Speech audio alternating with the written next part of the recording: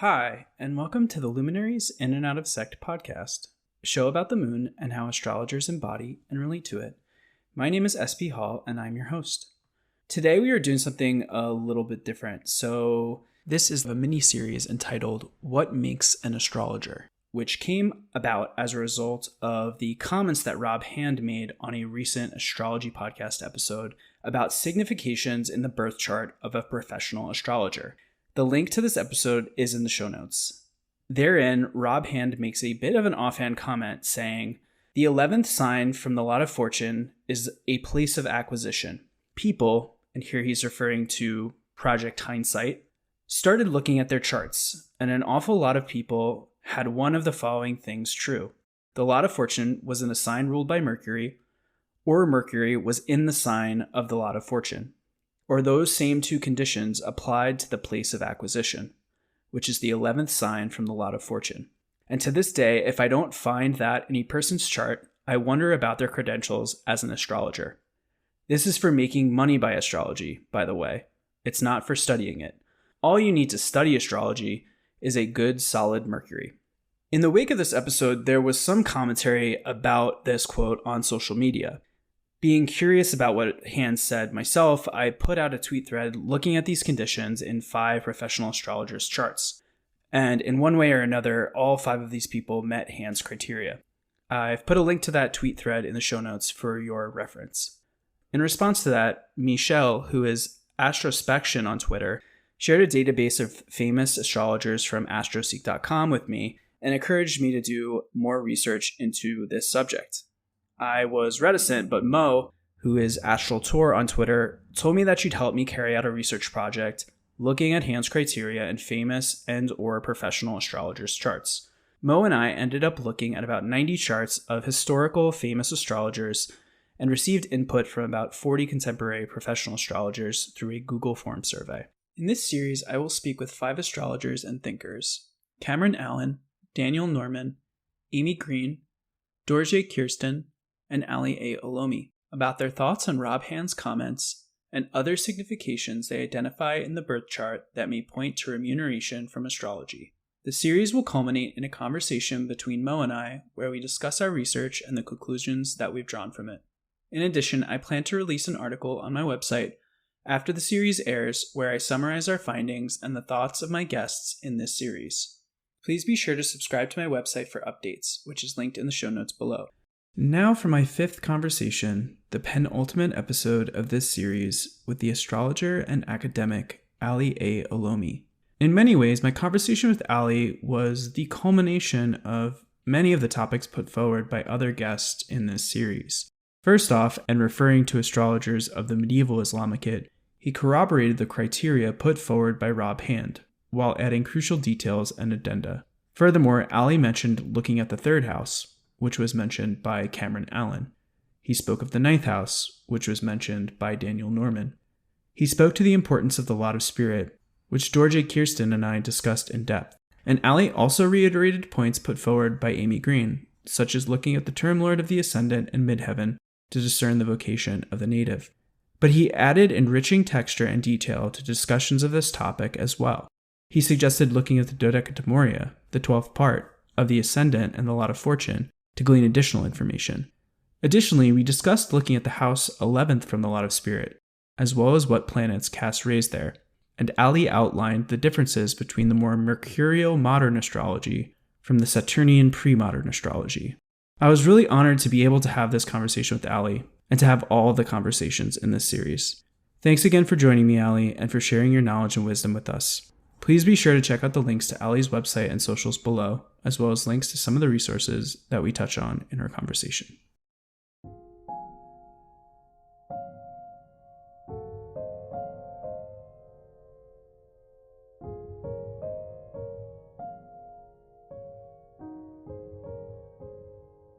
All right, Ali Olomi, thank you so much for being with me here today. I really appreciate it.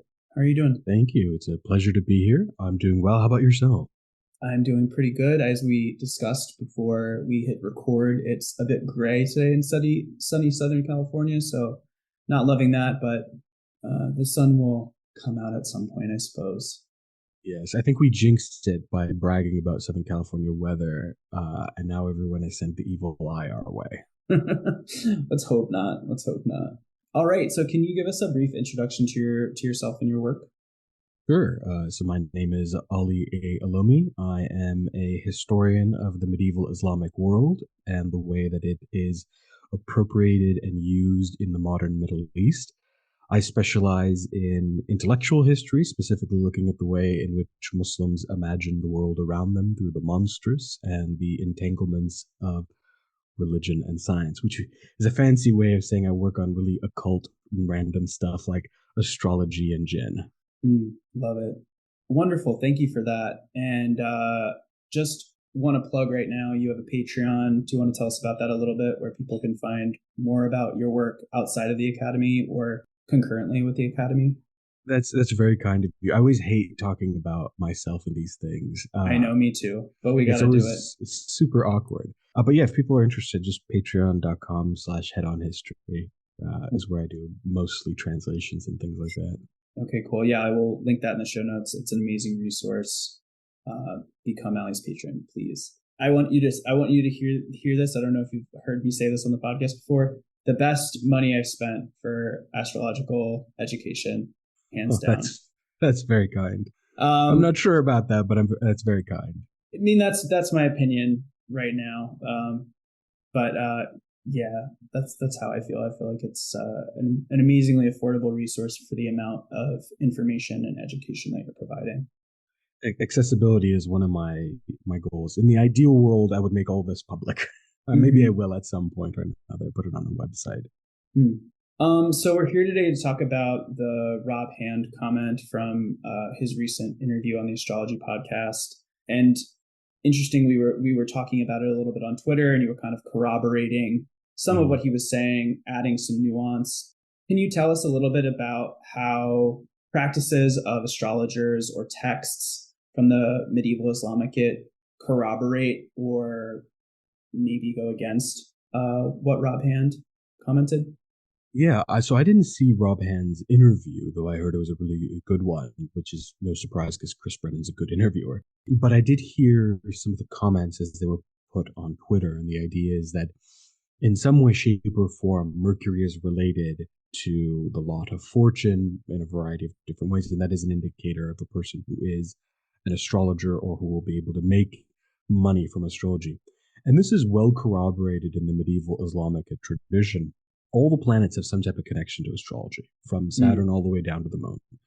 In astrology and its variations. So, for example, Venus is related to the harmony of the spheres, which is a type of astrology.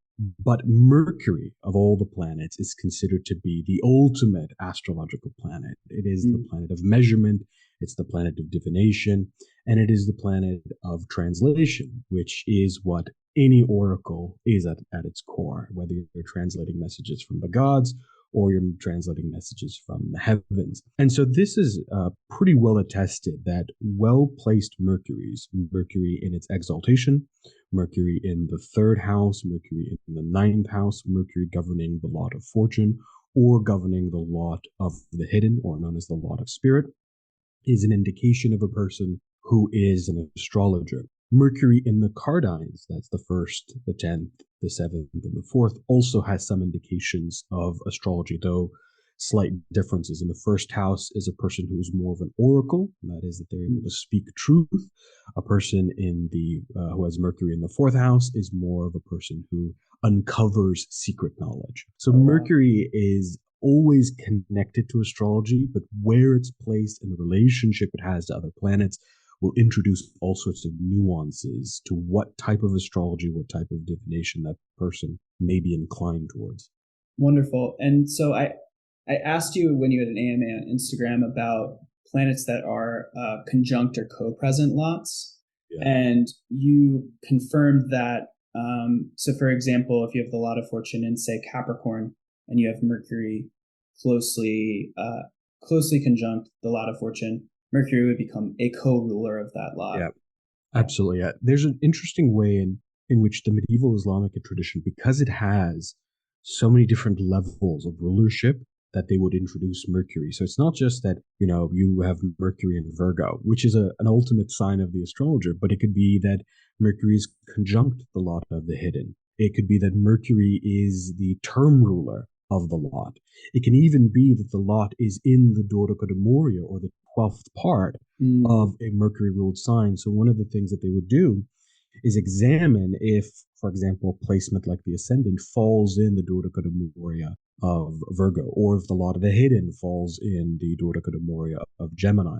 And that would introduce Mercury. So it doesn't always have to be direct rulership. They're looking for some type of relationship to Mercury, and that can be found in a variety of different ways. Wow, that's really, really interesting. Just got me thinking about my own chart.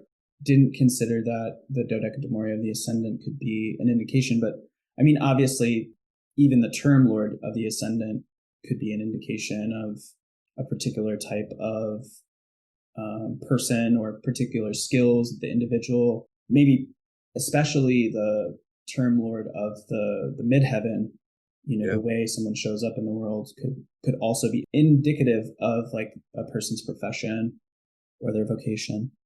Absolutely. And even Mercury itself, its term lord, can be revealing of the type of knowledge. So they have a technique called the giver of knowledge, in which you examine the term lord of Mercury, and it tells you what type of knowledge that person will have blessings or skills in. So, for example, if it's in the term of Saturn, this is an individual that is inclined towards the knowledge of the dead and ancestral things. So there's all sorts of ways in which they understand knowledge, hidden things, the sciences. And it shows a fascinating interrogative approach to astrology that sometimes is missing in the contemporary understanding. You're not just looking at a placement. You're breaking that placement down. You're looking at its relationship to other planets. You're looking at the aspects that it's making. You're looking at the subdivisions of the zodiac, which are almost always sort of forgotten in the contemporary world. Mm-hmm. And that creates a really dynamic understanding of how the horoscope all comes together. Yeah, absolutely. So is there, you have multiple kind of articles about knowledge of divination, knowledge of fortune telling or soothsaying, how that can appear in a birth chart. And, I was wondering if you could talk a little bit more about one or two other examples of other planets that can come in and significate a professional astrologer. Yeah, certainly. I think Rob Hand made a really interesting comment and was right on the money when he was talking about the 11th place from the lot of fortune. This is a technique that you find, in Hellenistic astrology through and through, right? It's this place of hopes and acquisitions, but is also found in the medieval Islamic tradition, which you derive the various houses. So that's one very big technique, is looking at what appears in the 11th house from the lot of fortune. But that doesn't always have to be Mercury. For example, Saturn is another planet that is associated with astrology.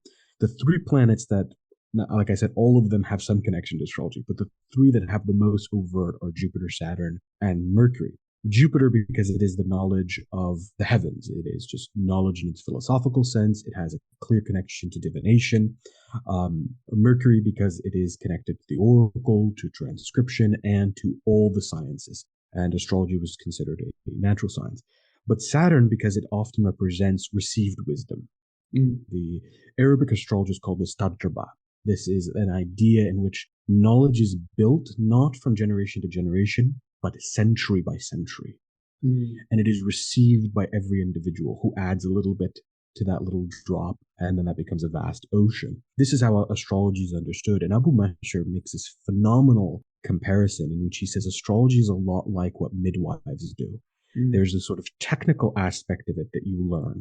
There's the personal experiential component of it that you learn. And then there's this qualitative inherited wisdom that comes with being a midwife, in which you're able to look at a person and go, this is how the pregnancy is going to go. This is the sex of the child. You're able to tell these things even if there isn't an exact measurement that goes into it. And that is a result of you inheriting centuries and centuries worth of knowledge. And astrology is based off of that. I think sometimes we overemphasize the personal experience and forget that the core of astrology is the collective wisdom of thousands of years of astrologers observing a particular phenomenon and going, this phenomenon is connected to this event. There's some correlation there, which is why we may not always know how astrology works or why it works, but there is this correlation that you can find repeatedly, and that comes from centuries and centuries of this experience. And that's Saturn.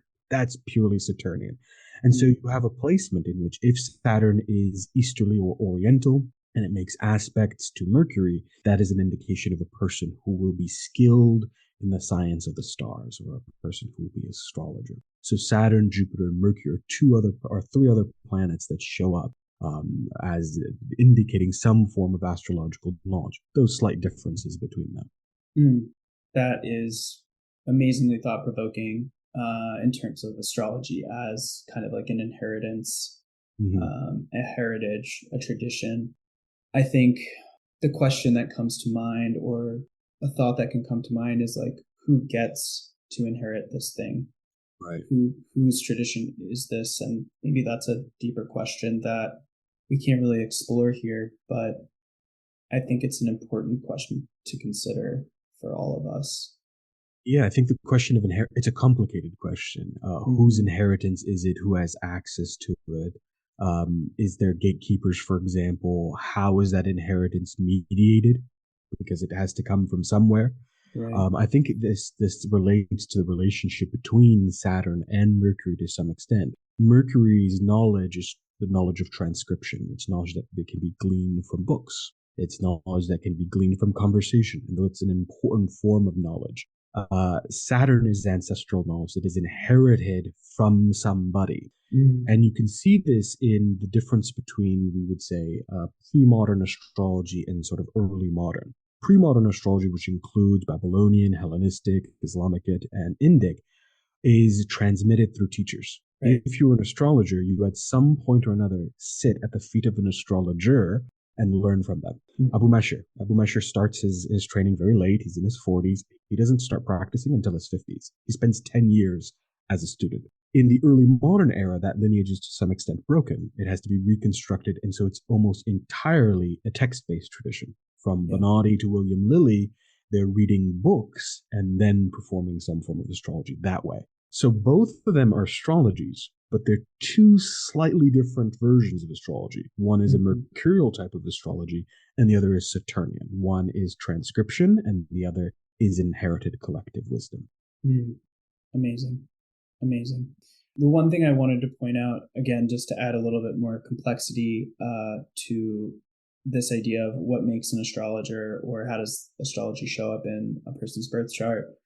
In addition to the 11th from fortune, you could take, you talk about in one of your articles, looking at the 11th from spirit. And I suppose you could do this with any lot, kind of taking derived houses. But one of the interesting things that I noticed was, and again, maybe because it shows up in my chart, so I'm a little biased, but Saturn making an aspect to the 11th from the lot of spirit, a lot of the hidden, is also an indication. Yeah, any type of rays that Saturn casts on the 11th from the lot of spirit indicates inclinations towards occult knowledge and inclinations towards astrology. The lot of hidden is unfortunately overlooked a lot, I think, nowadays. But it is such a crucial lot, because if the lot of fortune can indicate circumstances and material conditions, it can indicate body and resources and whatnot, not to overly take a capitalist spin on it. So it might indicate a person who is able to make money off of astrology, or whose conditions lead them to astrology. The lot of the hidden refers to those qualitative components of the soul that are not always measured in things like making money. And so a person can be inclined to be an astrologer even if they don't, for example, take on clients. They can do astrological work, they can do astrological translations, they can perform astrology for friends, they can be a counselor, they can be an advisor, but they're not necessarily a consulting astrologer. Those people are also astrologers. And so that's important to note, and I think the lot of hidden introduces that to some extent. It goes, okay, this person is an astrologer. Maybe they're not opening up a website and saying, come to me and I'll find your lost cat or whatever. But they are doing things like consulting about what the world looks like. They're doing astrometeorology. They're doing all these other components. So the lot of the hidden introduces more when it comes to what we think of when it comes to astrological knowledge. I think the lot of fortune is important and crucial, but I would look at both. Look at both and see the ways in which Saturn, Mercury, Jupiter, and even the moon relate to them. And they would indicate some form of inclination towards astrology. Yeah, I love that you bring that up because the other part of the quote from Rob Hand was that all you need to be an astrologer is to have a Mercury. That was the other part of like, if you're doing it professionally and just if you're doing it. And it begs the question, like, why are we doing this thing? And, not to sound, I don't know, cliche or something, but I do think that for me personally, service is a really important part of my life, just in general. And I like this idea that you bring up of like using astrology as a way to benefit not only your own life, but as just an offering to those in your life. Like you might just be the person that someone comes to because you can do horary and you can help them with their issue. And it's not necessarily that you are the financial element isn't as emphasized, but this other maybe more fulfilling or important element is emphasized. I don't know. I don't want to place one thing above the other, but yeah. But there are qualitative differences, right? So like one of the placements that they mention is Mercury ruled by Saturn. Mercury ruled by Saturn indicates a very different type of astrology. It's specifically a person who interprets dreams in the stars. So that's a person who's a counselor. Maybe not necessarily sets up shop, but this is a person who guides you in regards to hidden things. So you have a dream and you're unsure of what that dream means. You come to this person casts a dream horary. And maybe they're not doing it as an exchange of financial goods or for money, but they're doing it because they're giving you counsel, because this is a Mercury that's shaped by the Saturnian. And so they have this awareness that astrology takes on a variety of different forms, and the function of the astrologer is varied in society. That the astrologer can be a professional who makes money, it can be a scholar who writes, it can be a person who interprets on behalf of friends and family, it can be a counselor. So there's so much more to astrology. And unfortunately, some of that is lost because in today's society, the astrologer is almost exclusively shoved off into the realm of services. We don't think of the astrologer necessarily as a scholar. We don't necessarily think of the astrologer as a counselor or a wise figure. We think of them predominantly as a sort of quote unquote pseudo-therapeutic figure that people go to. And I think that collapses a much more complicated function in pre-modern societies.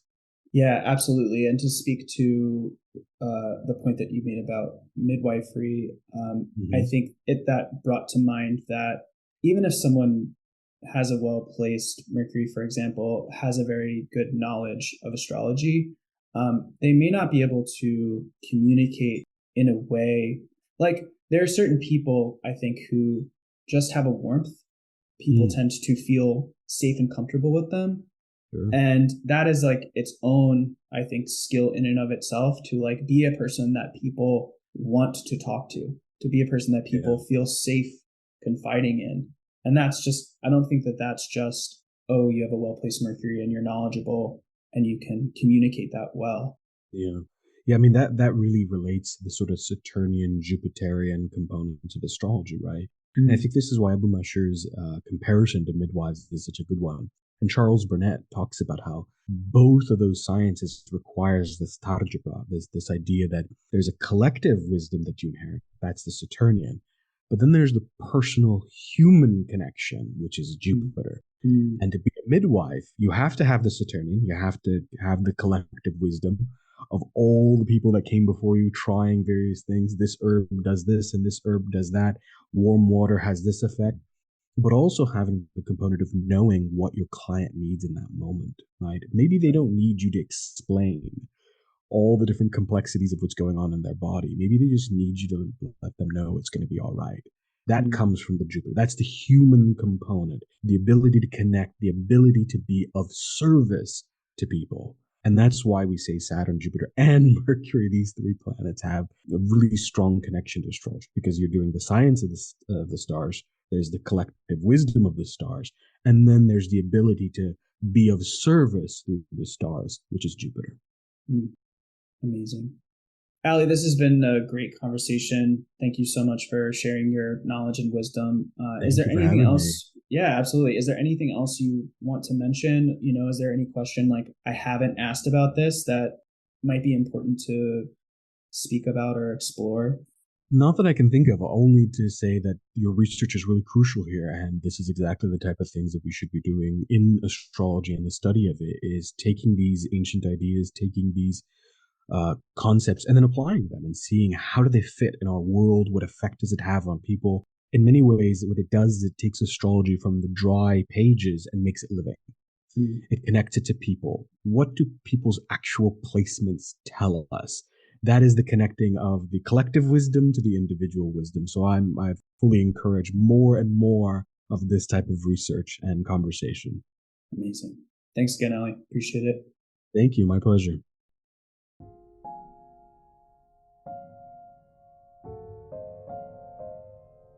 To support the show by donating or becoming a member, please visit my website, which is linked in the show notes.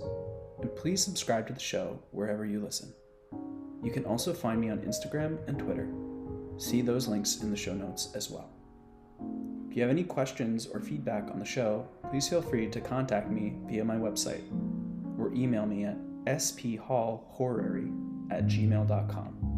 In the show notes, you can also find links to astrologers and resources that we touched on in this episode. Thanks. See you next time.